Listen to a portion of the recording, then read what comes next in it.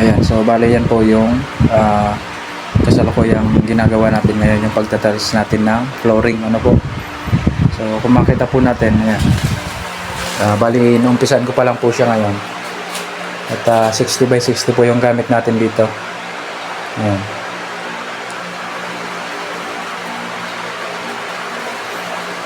Ayan, so yung gamit po pala natin ditong paraan ng pag-install ng tiles ay original mixture po tayo, no? Ayan, so kung makita natin, ayan yung halo natin.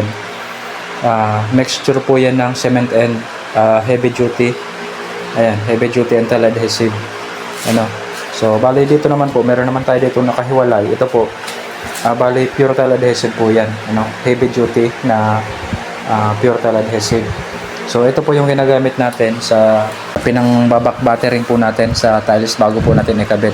So yun namang mixture ng semento at tile adhesive, yun po yung ginagamit nating mortar. Ayan. So isa po yan sa paraan kung paano po tayo nag-install kapag yung gamit natin is original mixture, ano.